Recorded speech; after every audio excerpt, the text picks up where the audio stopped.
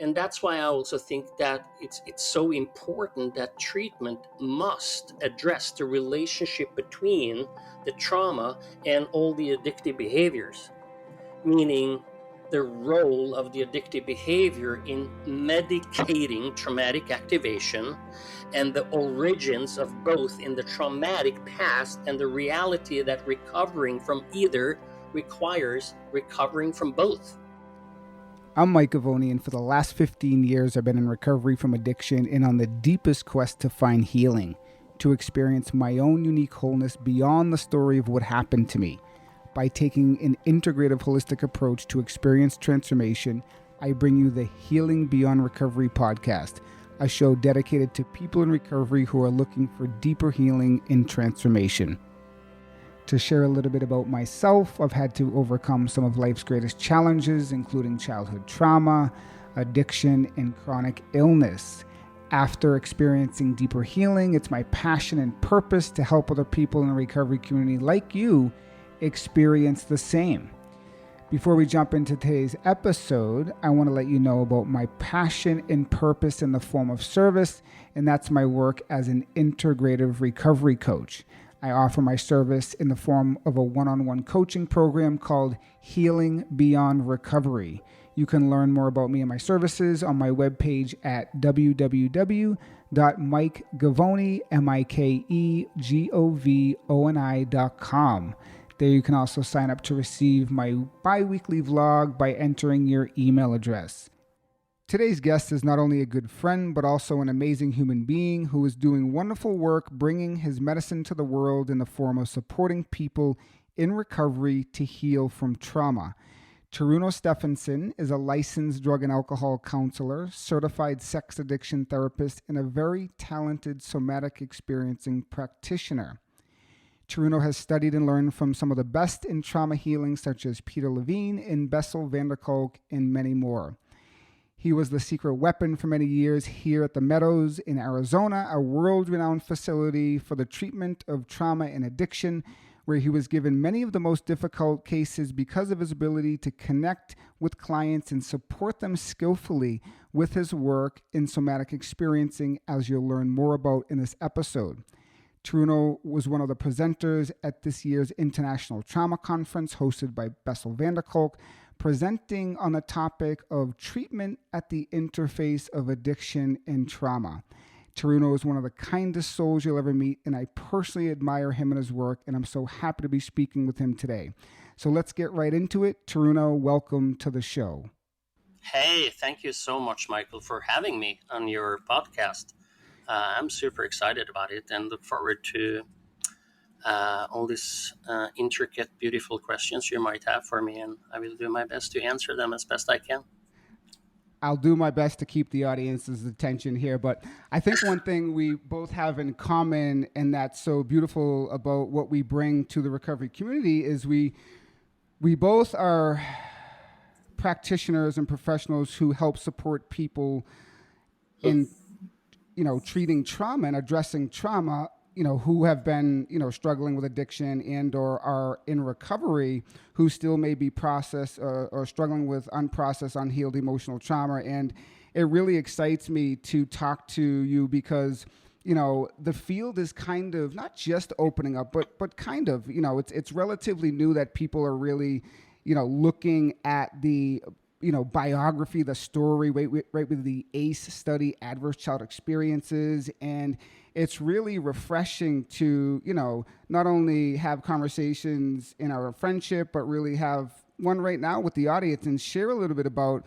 how trauma affects us and, how it's at the root of addiction. So let's dive in by me asking you, I'm really curious of how you got into this work. So maybe telling the audience a little bit about yourself and how you got into the field of addiction and trauma.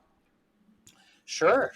I will be happy to. So, let me start by sharing a little piece of my own story here. So, as maybe lots of people listening into this understand that I have an accent, and that accent is Norwegian. I'm a Norwegian, and I have been living here in the United States for the last 17 years.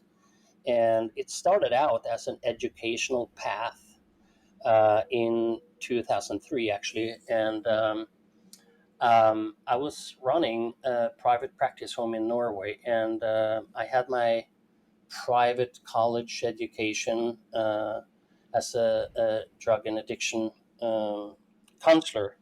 And I came to a point in my life where I felt like I plateaued, because in Norway we don't have as much education around addiction and trauma as you have here in the United States. So what I ended up doing was to apply the Norwegian government for a grant to further my education in the United States, in which they gave me a big grant to do. So I started to look around, search internet for kind of like, what do I want to do? What is my interest? And I had already an interest in certain things around addiction and trauma, and certain people that I had learned quite a lot from in my private college education as a addiction specialist. And those names are very familiar to most people. It was um, uh, the pioneers in the recovery field, like Pia Melody, John Mm-hmm. Bradshaw, Patrick Carnes, which is the specialist in sexual compulsive and sex addiction treatments. And then the trauma field, which was all about Peter Levine and Bessel van der Kolk and all these people. So I started to kind of look around internet on what do they have to offer a professional from Norway if I came over to do some trainings and all that stuff. And in my research, I pop into this link one day that I click and open up, and I'm coming into a website of a treatment center in Arizona, which is the Meadows Treatment Center in Wickenburg, Arizona. And all the people that I was very fascinated by and interested in was all senior fellows of the Meadows. And I was like, what? How is that Mm. possible that all of them are collected in one spot?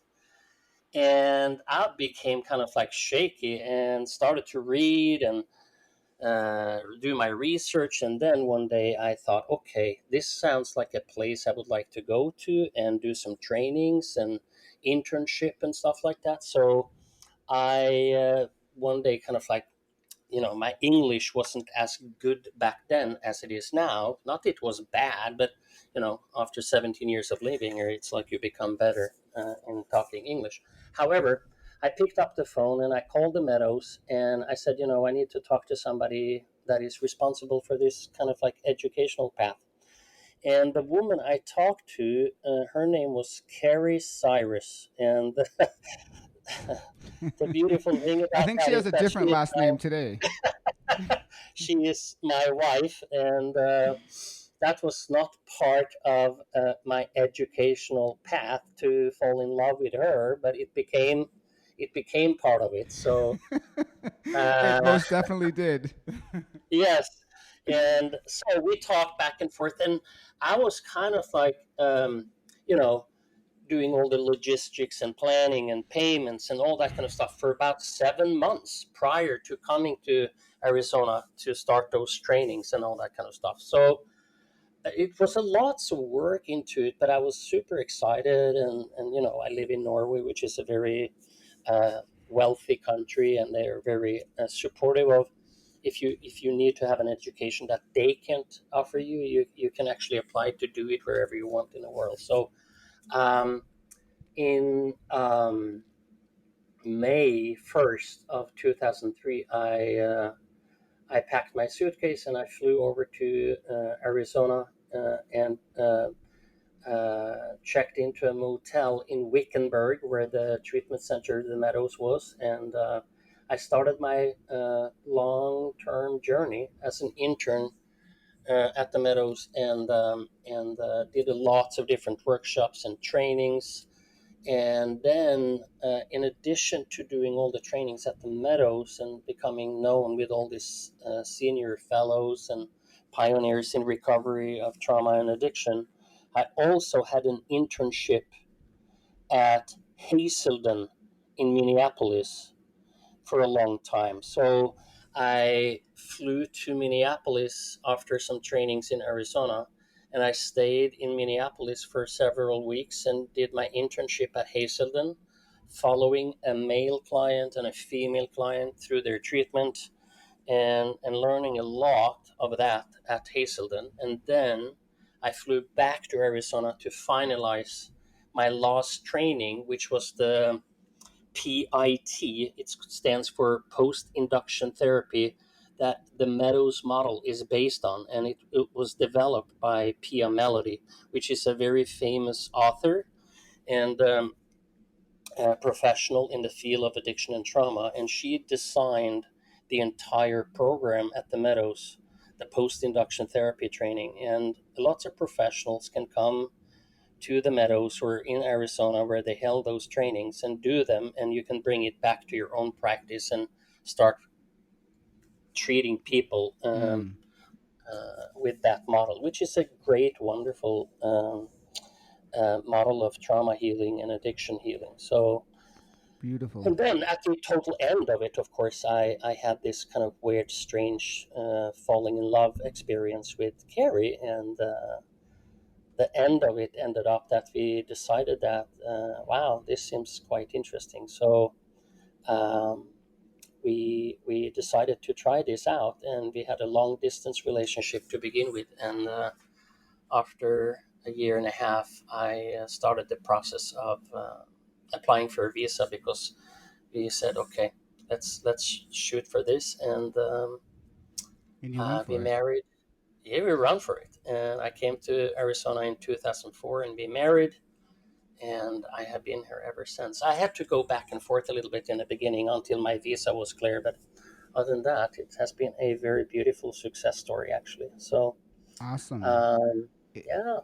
and for the listeners, I don't think I mentioned that Truno is also another person in long-term recovery. Truno, how long have you been in recovery for? I have been in recovery now. On March 10 this year, it was 28 years. And 28 yeah, years.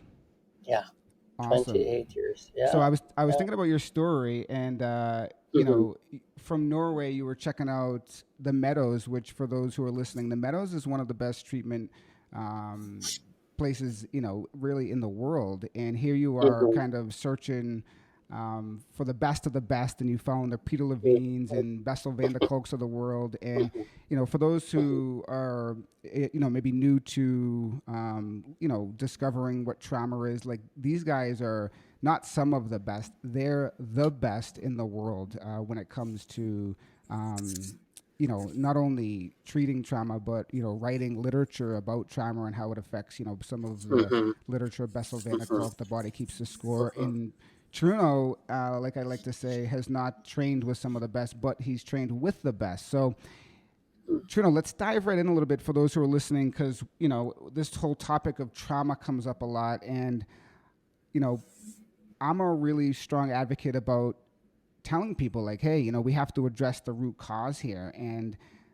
you and I both work with a lot of people that are in the recovery community already and still suffering with different symptoms and things of that nature. So, how do you tell us a little bit about the relationship between addiction and trauma, and how that kind of affects us at the level of the body? Hmm. Hmm. Yeah, for at least a couple of decades now, tons and tons of research and researchers, scientists, and all kind of experts in the field of trauma and addiction have attempted to bridge this enormous gap that we see between substance abuse and mental health treatment, Mm. in which shouldn't actually be necessary at all, because they are actually two sides of the same coin anyway. So all research that exists says that very clearly that trauma and addiction is about 90% correlated. 90% correlated. That's 90%. enormous. Yes. And the relationship between mental health and addiction is a very complex relationship. And one of the problems that I think that presents itself for therapists in when substance abuse and psychotherapy comes together is that all of our mental health issues have been treated in one kind of galaxy, right? And all the substance issues are treated in a different galaxy, and the public health galaxy generally. Now, the tendency we see here is that we see them as two separate entities and in two different arenas. Oftentimes, substance abuse counselors don't feel they belong in the mental health arena, and mental health professionals don't feel they belong in the substance abuse arena. And I also think very similar to eating disorders, for example, where many therapists feel like, quote, I don't know from eating disorders. That's for eating disorder professionals. Mm. But the problem is that in any given individual, these two exist together. They don't very neatly compartmentalize so that we can kind of like, let's say, send half of the clients to addiction recovery and the other half to psychotherapy, Mm. you know. So it's very confusing and very often overwhelming for substance abuse counselors who knows what they are doing to suddenly become confronted with trauma related symptoms and behaviors. And I will admit and say that thank God this issue has become much better the last 10 years, and it keeps becoming better. But there is still a common issue among professionals to not know what to do when, for example, a let's say a newly sober client are having flashbacks, and therapists get equally alarmed when they suddenly have a high risk chemically dependent client disclose in their second or third or fourth session that they have a drinking problem, and they tell the person to start, go to AA meetings, go get into AA or NA, right? Because Mm. that's all they know, right? And that's all what we have been taught. So it is incredibly important to know about both sides of the coin because they are intertwined. Okay, so to work with most addicted and newly sobered individuals, we have to have a trauma lens. We Totally. have to have a trauma lens. And if we do that, it is actually going to make the tremendous difference in the outcome of it. That's why I'm always telling professionals that I meet on my path to do their trainings in somatic experiencing or sensory motor psychotherapy or IFS, internal family systems, etc., or the opposite for the other group that, you know, do some education around it so that you can meet this and deal with it in a different way because we are dealing with the same problem, but they have been separated for so long.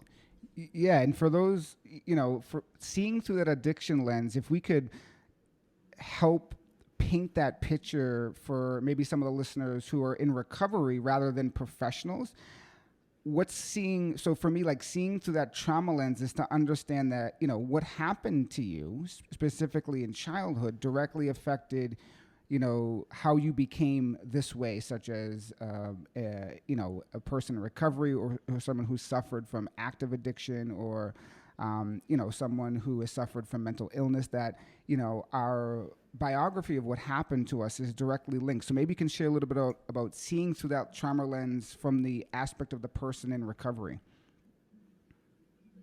Right. So, I mean, as I said earlier, there is no doubt or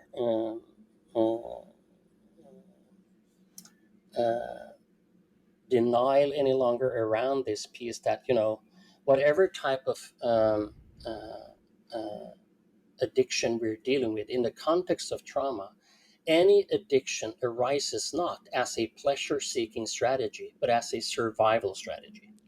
It Wow. is actually the solution to the problem of an addict. Like let's me speak by myself.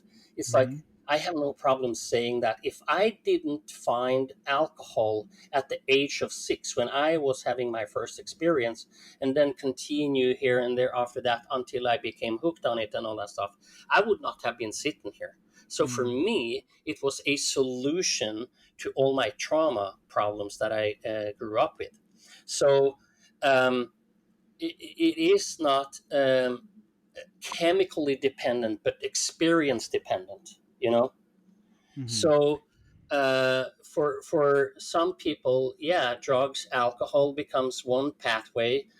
Gambling, sex, shopping, spending, dating becomes a different way. But it really doesn't matter what you become addicted to. It is all the same thing, and it is about what is the internal relationship to it for the addict. It's like it does something for them that they otherwise are unable to do for themselves. You So know, and exactly. it's all based on instead of this, like I'm thinking Gabor Mate here because he is the ultimate expert in this, but it's like, to summarize kind of like very shortly, but it's like you always have to ask people what really happened to you rather than asking why are you doing all this addiction for. It's like we wouldn't do it if it didn't do something for us, right? um, Totally. So the yeah. chemical does something for us, and I have met many people in the ED emergency room when I worked, and I'd be like, "Hey, do you know why you're using heroin?" And they're like, and they couldn't answer me, and I thought that was so Right, fascinating. right, And then I would say, "Hey, right, right, you're in pain," and they'd be like, "Oh yeah, right, yeah, I'm in right, pain." right, right. Yeah. I worked for many years at a heroin addiction treatment center home in Norway before I came to US. And I never did any public research or experiment, and I did some personal interesting observations, let's call it that.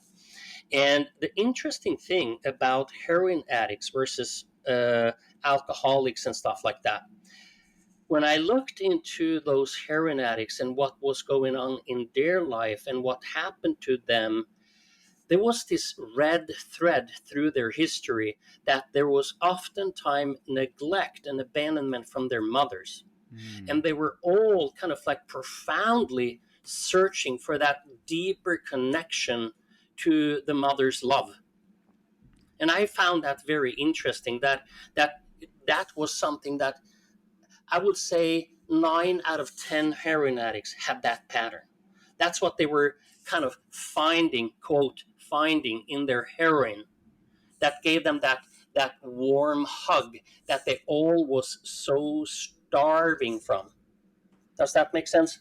Totally. And I think there's Yeah, research done that the pathways of the opioid receptors are the same pathways for a mother's love and the same pathways that you get that's right. from the That's right. opiate.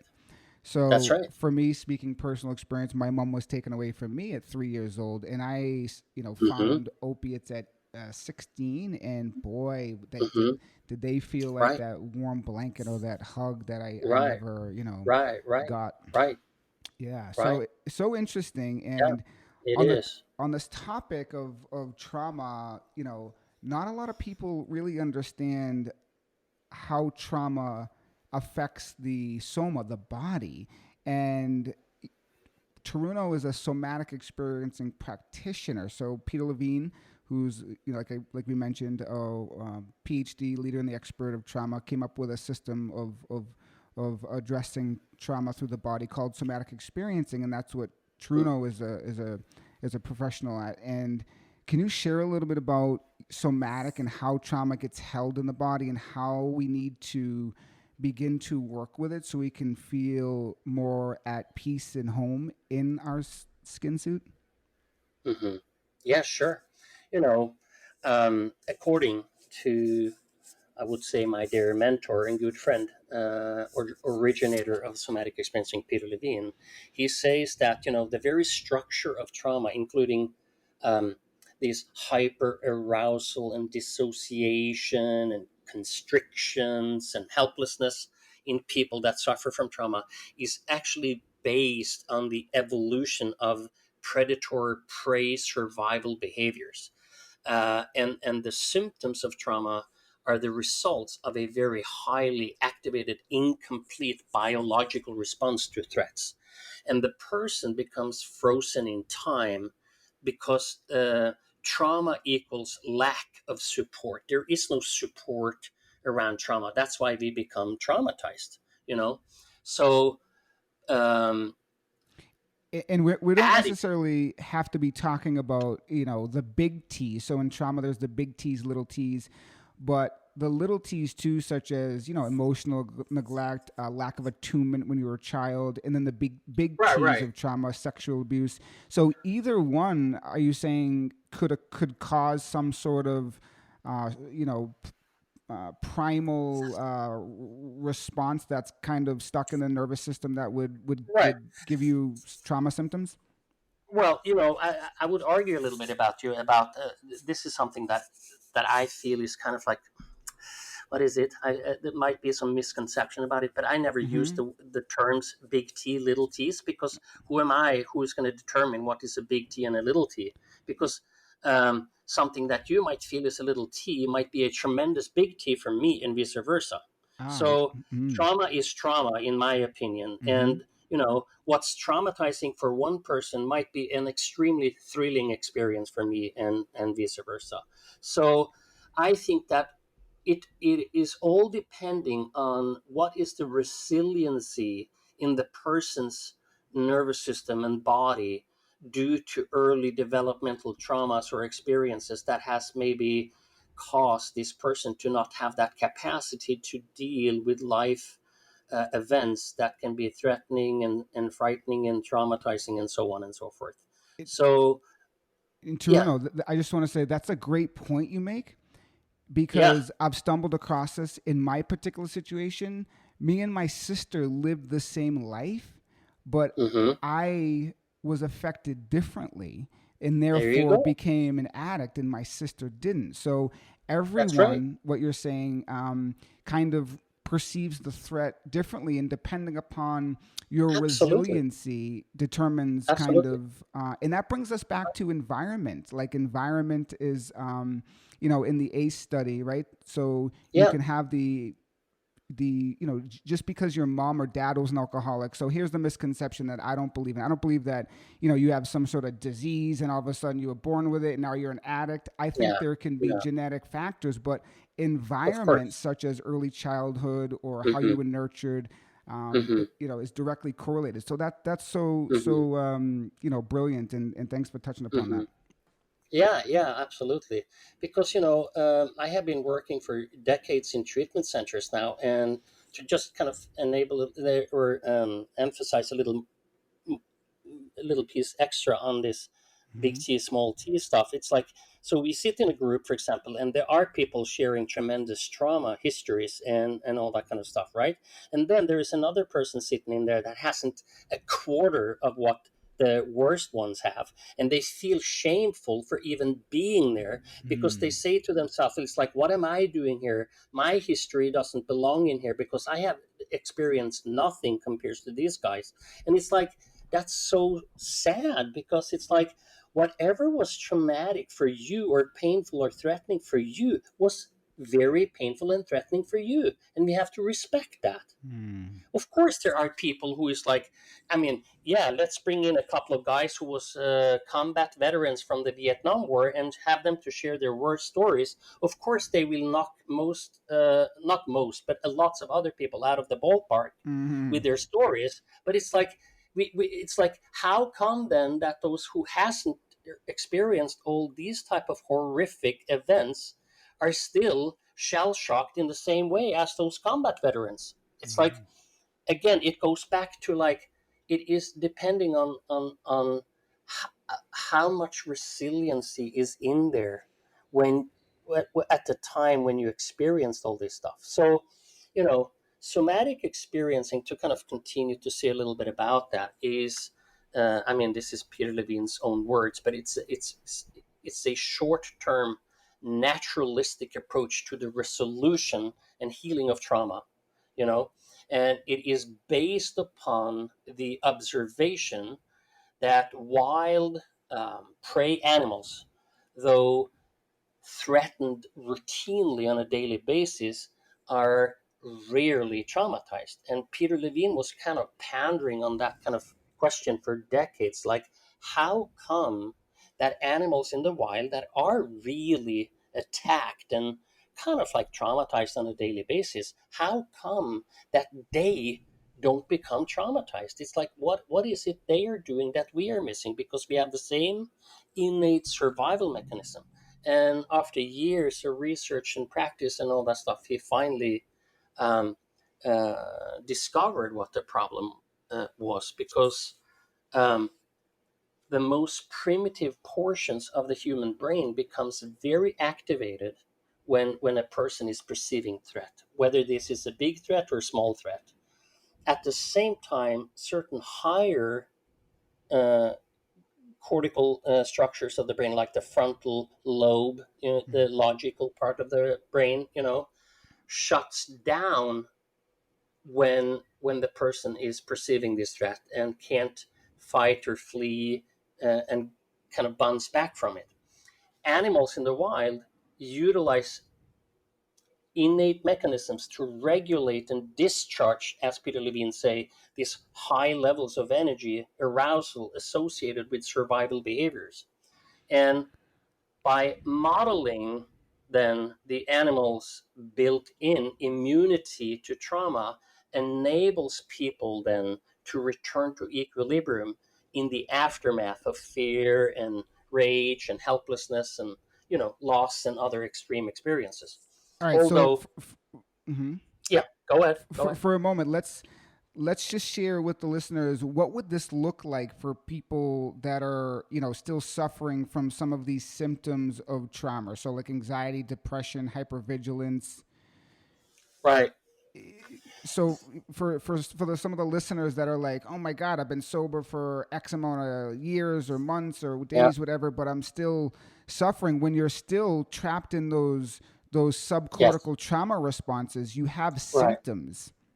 Yeah, traumatized people have a very deep distrust of these arousal cycles that happens to them, and usually for a good reason, because this is the unresolved trauma that keeps repeating itself over and over inside the person on a unconscious level, and this is because to a traumatized person, this arousal has become coupled with the overwhelming experience of being kind of like immobilized by fear, for example. Mm. And because of this fear, the traumatized person will prevent or avoid the completion of this arousal cycle and remain stuck in a cycle of fear. And the key for traumatized people is to become reacquainted with this very simple natural law that when you get triggered, what goes up must come down, as Peter Levine say. Mm. And the solution, the short-term solution for an addict, for example, is to just dive into shooting a needle of heroin up in the arm, or snore some cocaine, or whatever they do, or drink, or go out and hook up with a prostitute or something like that, because that has this immediate effect of down regulating the very hyper aroused nervous system. But Uh, all when right. all that goes, yeah.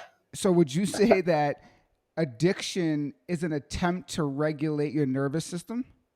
That's all what it is. Yes, That's totally. all what it is. Yeah. So when we're using our substance, and I'm going to share something that's kind of just my thought, it's not research, but let me just share it with you. So Yeah. as what Taruno's talking about is different parts of the nervous system in the polyvagal theory, which is a theory done by Stephen Porges. He talks about these three aspects, which is dorsal vagal, let's just call that shutdown, immobilization, depression, fight or flight, sympathetic, over arousal, too much energy in the system, and then ventral vagal, which is kind of present moment, safety, engagement, all that sort of stuff. I have a suspect that depending upon which part of your nervous system was a little bit more. For example, I was more anxious, right? A lot of fear, a lot of energy going on in my system, and I loved downers. Right, downers brought me way down. I was like, oh my god, I can finally just relax, and I would, you nod out and that sort of thing. And then some people like uppers. So I just have this thing where I think depending upon where our nervous system was, that we liked a certain substance, because if you're in dorsal vagal shutdown, you're disconnected, then the cocaine will like bring you up. So, anyways, that's just Sure. my take. But anyways, the substances are here, or we use them to regulate and attempt to regulate the nervous system. So interesting. It is. It is. And it's very easy to see what kind of like survival path, so to speak, the person is stuck in. So, yeah, people that are onto speed, methamphetamine, cocaine, and all these kind of uppers, as you say, they are kind of like chronically stuck in these fight flight responses. It's like Yeah. always go go go go go go go, and as if they are kind of like unconsciously terrified of flattening out. They have to be kind of like aroused and hyper all the time, while the people that are on downers all the time are more terrified of becoming activated, and need to kind of like counteract the more hyper arousal symptoms by using hashish or Mary Jane or heroin and all these different uh, drugs to kind of like stay on a low key. Um, yeah. Totally. So, once again, if you were now, this is a big component. Like shame can really be present with people who are in recovery or active addiction because you know things happened to us and we do things when we are using these substances that cause us shame and not so good feelings or pleasant feelings, and really to take a moment to meet yourself with compassion, to understand, wow, you're really trying your best to get some relief through these substances and you're really trying to self-medicate. So I think seeing the bigger lens through the trauma is, we become addicted not because something's wrong with us, but because things happen to us, and here we are using the substance and we're trying to regulate this nervous system and feel a little bit better. And when we can just see that whole picture and really come to ourselves with a sense of, oh wow, like I was trying to survive. Like you said, if you didn't meet booze when you were 6 years old, like you wouldn't be here today. So Hmm. Hmm. it's just to see through this trauma lens and to Yeah. really know that we're trying to medicate, because the substance does something for us is Right. brilliant. Right. So Right. how do we, all right, so someone comes and sees you now and they're like, okay, I got all this dysregulation which comes in all its different symptoms. What do you do? How do you work with that? Well, I listened to their story a little bit in the beginning because even in trauma healing, the story is not so important. But I think it's kind of like important for them to have a chance to kind of share a little bit with you where they are, what they struggle with, and what they suffer from, and all that stuff. And then I do lots of psychoeducation around addiction and trauma with my clients to give them kind of like an understanding of like this is not about you being a bad person or that you're a hopeless case that you have probably been judged and criticized for years now. It's like you're working hard on a daily basis to survive all these things that happen to you from very early on, because all of them of course have a profound trauma history. And as I say to them, in the context of your trauma, your addiction or your addictive behavior, as I said earlier, is not arising as a pleasure seeking strategy. You're not walking around on a daily basis to drug yourself down because it's so pleasurable and so Mm. fun, but you're doing it to survive. And you do this to self soothe and self regulate, to kind of feel, quote, normal. And you do it as a way to kind of numb your symptoms of trauma, the hyper and hypo symptoms that is very painful. And then also, it is helping you to wall off all these intrusive memories you might have from your trauma. It is helping you to combat your helplessness, and all that kind of stuff, and to treat all these hyper and hyper arousal symptoms, that depression, emptiness, numbness, deadening, and etc. etc. And it's also work as a way to function and to feel safer in this world. And drugs do all this for you. And why wouldn't you be on drugs if with your trauma history? Why wouldn't you use drug when there wasn't anything else available for you?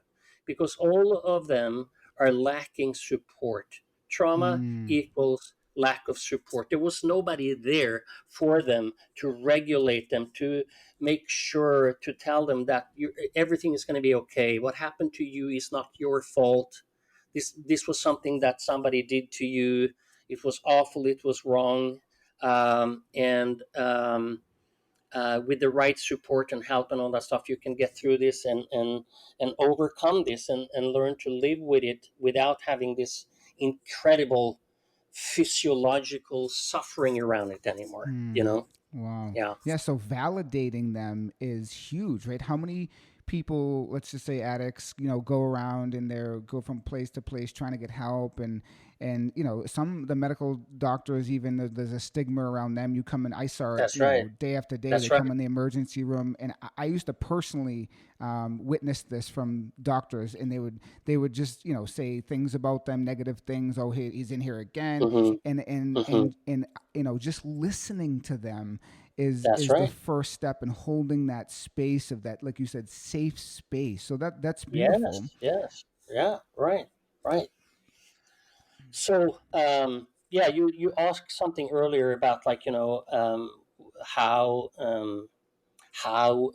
all these addictive substances is kind of like working as a medication type of thing. So, you know, when people are coming into your office or my office, that is kind of like typical hyper aroused people. Like, they have these symptoms of anxiety and panic, and they're racing around like maniacs and stuff like that. Now, the typical thing we see with those is alcohol and marijuana, for example, induce this relaxation or numbing effects for them. And it also helped them to facilitate this social engagement system by decreasing their hypervigilance. And it also allows them to sleep.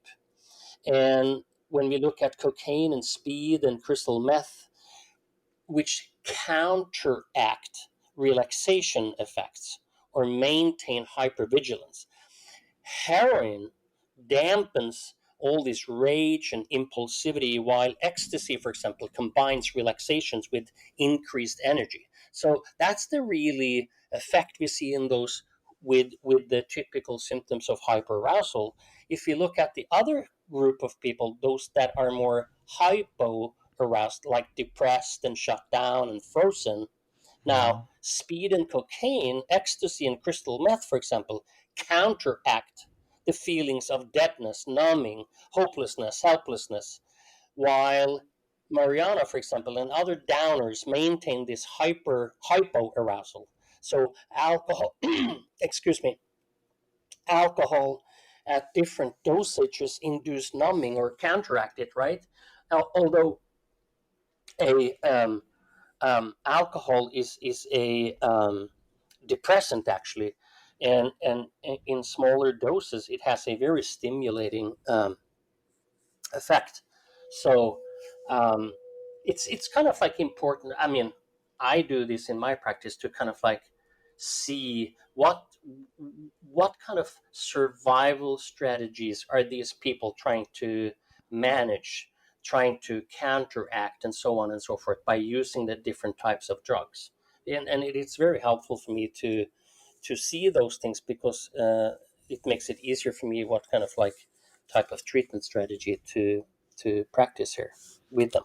You just reminded me of like functional medicine doctors. For those of you that don't know, they're doctors that like see the body in its entirety, that everything is connected, and some of their analyses are very in depth. Like, for example, a neurologist may be looking at your handwriting, seeing your Hmm. gait, all that sort of stuff. And you just reminded me of like we're really taking this like functional approach to people in recovery by really looking at the entirety of the situation, and coming up with an idea of what's really going on here. So I think that's Hmm. very interesting, and it really it helps me see through that bigger lens of why they're Hmm. doing what they're doing. So Hmm. um, Hmm. as some You of know, the yeah, yeah, as yeah, no, some no, of no, go ahead. no. I'm sorry. Go ahead.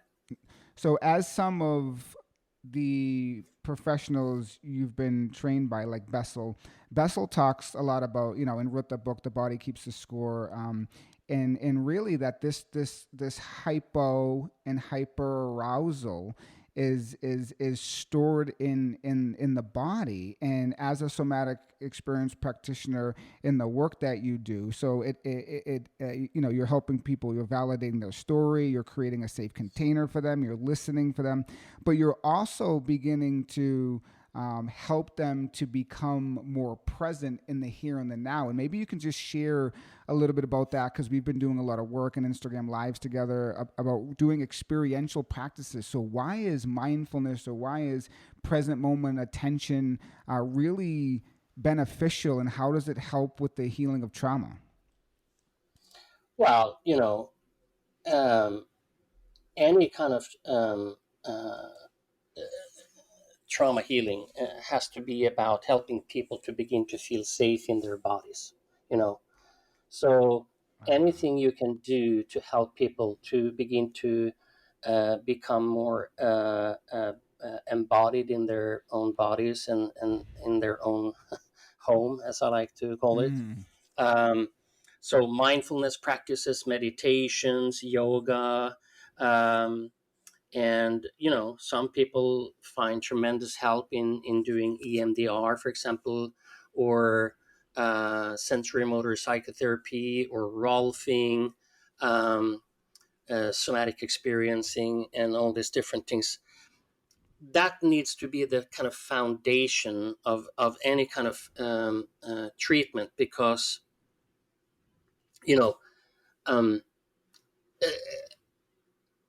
if there isn't any safety and opportunity to begin to learn and experience, have to be present in the here and now, there is no options for healing either.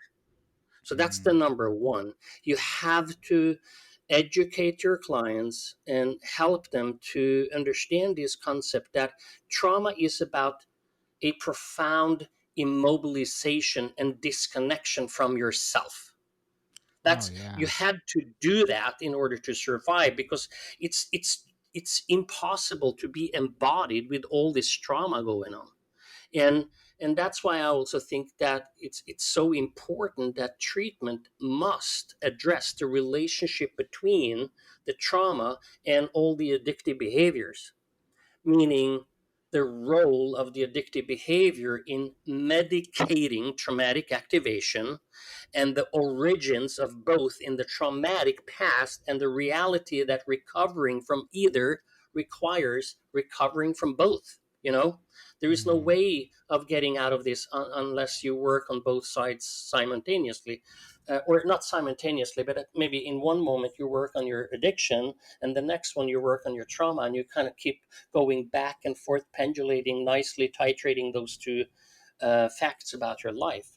And doing all these exercises of like learning to be present, take them out for a walk, learning to see what's in the environment, orientation, grounding into the here and now, feeling their weight of their body in the chair, in the sofa, on the floor. All these different things are so important, because if they are going to be there scared shitless and sitting and thinking about all these things they need to do after they're finished with your session, nothing is going to come out of that.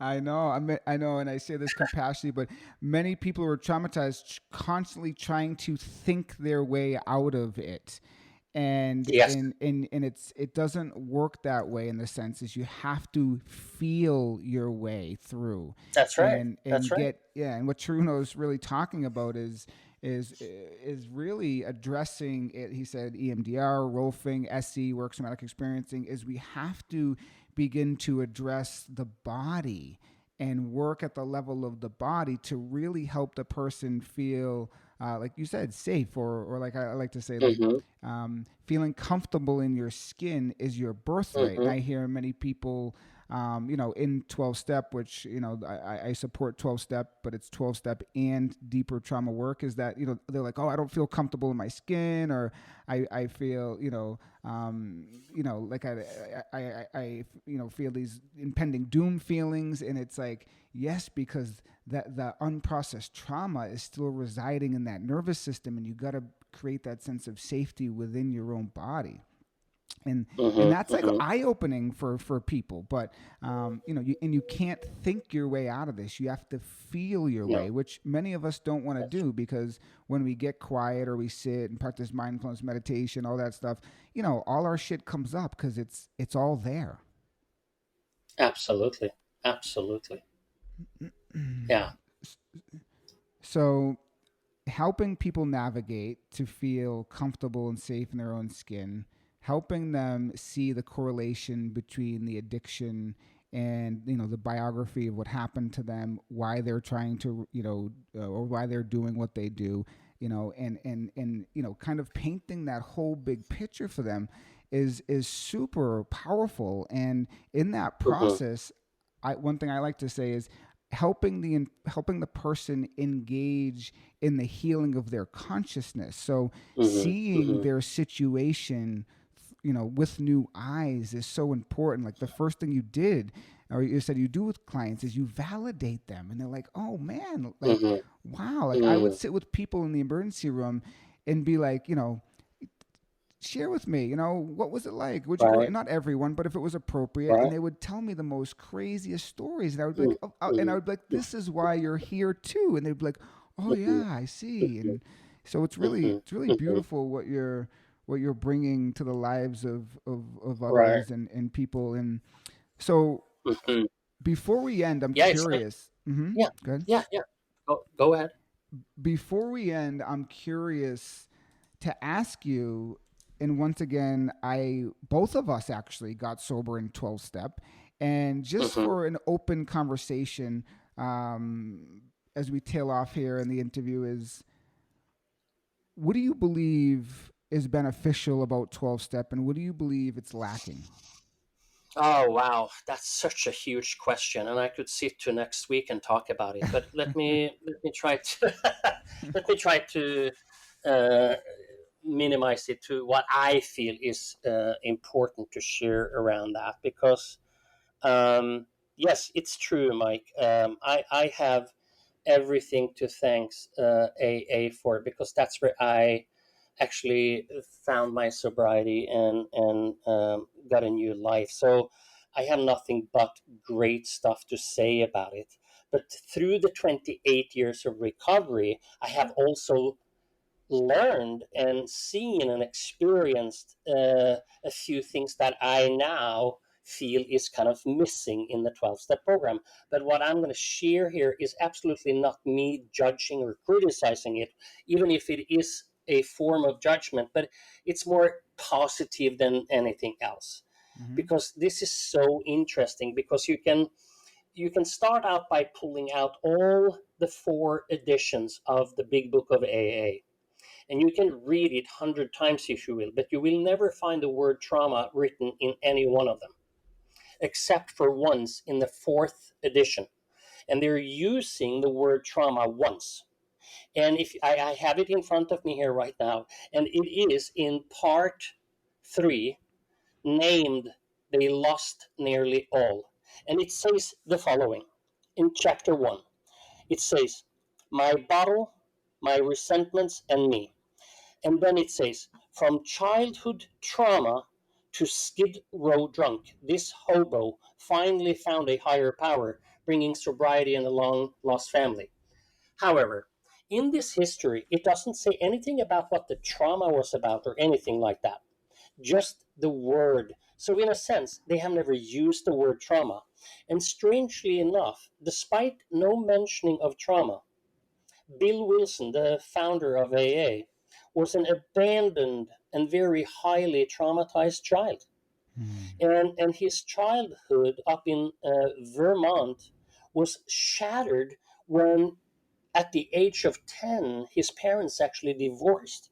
And this is back in a time where divorce was very rare. Hmm. And that that trauma was accompanied by feelings of abandonment and neglect.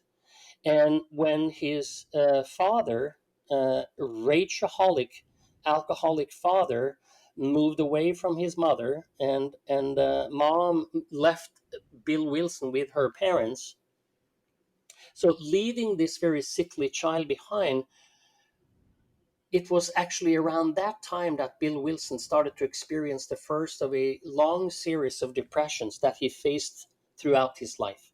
However, AA and people at the time, of course, didn't have any knowledge nor any understanding of trauma. And this is why I do believe it is actually important to look at the facts behind the life of Bill Wilson. Because um, there is a biography of Bill Wilson that, what's his name? Francis Hardigan wrote. And he said that Bill might have been sober from alcohol, but he seemed to have struggled with other addictive and compulsive behaviors all his life. And in his biography, he wrote that Bill was very compulsive, given to emotional extremes. Even after he stopped drinking, he was still a very heavy consumer of cigarettes and coffee, and he had a sweet tooth and a large appetite for sex and a major enthusiasm for LSD. I'm not judging any of this. It's just a reality that I have found very interesting for myself to understand, because I'm going to come to the punchline here in a little bit. And I And just want this, to say, who can't identify to that? And if you, if, you know what I exactly, mean? Yeah. exactly. If you, if you haven't done your deeper trauma work, then that's what That's right. happens. It That's right. just shifts That's right. from one thing to the next. So That's right. awesome. Yeah. So Mhm. this guy, he also continued to say that, judging from all this guilt and remorse that he suffered over in his inability to control his sexual impulses, even his infidelities, seems to be an evidence, and not a lack of standards, but a failure of living up to them. Because I believe Bill Wilson really tried hard to stay within the norms of the 12-step program that he so beautifully developed. But in addition to his many sexual conquests, Bill Wilson, this is not any secret. This is public. This is official. You can find it anywhere on Google. Bill had a very long-term affair with a woman named Helen Wynne, to whom he left part of the Big Book royalties to. And he felt very guilty about the affair that he had to her, obligated to Helen as well as his wife Louise. And another very long term friend of Bill Wilson, uh, very close friend of him, for over 25 years, his name was Jack Norris and Neil Wing, all said that Bill had let them know how badly he felt about his unfaithfulness to his wife. So, we all know that Bill Wilson had a huge impact on alcohol recovery by founding AA and all that kind of stuff, of course. But you have to wonder, though, what influence his womanizing had on his advice, for example, when we come to step 8 and 9 in the big book, because that is kind of flaky. And we think and assume that Bill was afraid to tell Louise for the fear that she would leave after having been put through so much already, right? Like lots of addicts in the 12-step programs oftentimes underestimates their partners, and their ability to cope with what they are about to share with them. So thinking that your partner can't handle it is actually a cop out. It's really sliding your partner, taking the approach that your partner can't handle it, or it only further hurts your partner. The results of research overwhelmingly indicate that partners actually wants to know. And addicts have a tendency of often lying in such a way to make their partners feel crazy. That's where the term gaslighting is coming from. So by revealing the secrets through disclosure with professionals is a alpha omega, and not keep it under the rug, so to speak, and secret. Because different addicts have dealt with this dilemma in different ways, and Bill Wilson chose to say virtually nothing to Lewis, right, and continue having affairs for the rest of his life. And reportedly he never could hold on to any good feelings about himself. So there's a very interesting research study out about women that found that women are actually more tolerant of sexual affairs than emotional affairs, whereas Mm. men, for example, are just the opposite. So back to this piece of trauma and pain, I love that quote by Eckhart Tolle that says that every addiction arises from an unconscious refusal to face and move through your own pain. So every Mm. addiction starts with pain and ends with pain. And whatever the substance you're addicted to, alcohol, food, legal or illegal drugs, or a person, you're actually using something or somebody to cover up your pain. And that is why, after the initial euphoria that has passed, there is so much unhappiness, so much pain in intimate relationships, for example. And they do not cause pain and unhappiness, but they bring out the pain and unhappiness that is already in you. So every addiction does that. Every addiction reaches a point where it does not work for you anymore. And then you feel the pain more intensely than ever. Now, the 12-step program seems to recognize the pain addictions is ending in, but they don't have a lot to say about the trauma that addiction starts with. That's a number one. Number two, I would like to see a real change in this disclosing sexual secrets in the 12-step program, and not the kind of flaky way that they did back in the 30s, because Mm. the 12-step program is not about addiction. They are actually about life. It's about living an integrated, complete life. It is what they. That's all what they are about. A spiritual, informed, authentic life. Naturally, that would work for addictions. And this is one major reason, in my belief, why pain is not addressed in conventional 12-step ideology, because I think pain is very painful. So, in a sense, it's easier to believe that I have this disease that I inherited it somewhere, which, by the way, is a big myth in the disease model, rather than recognize that, hey, I wasn't very much loved the way I was meant to be loved. I was hurt by the people that were supposed to love me. I was hurt by the people that did love me.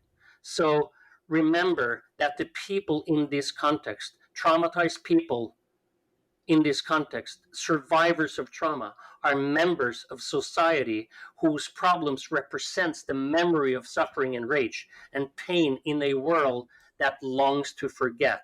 That was a beautiful quote by Bessel von der Kolk, by the way. And we don't want to talk about trauma in this society. That's a no-go.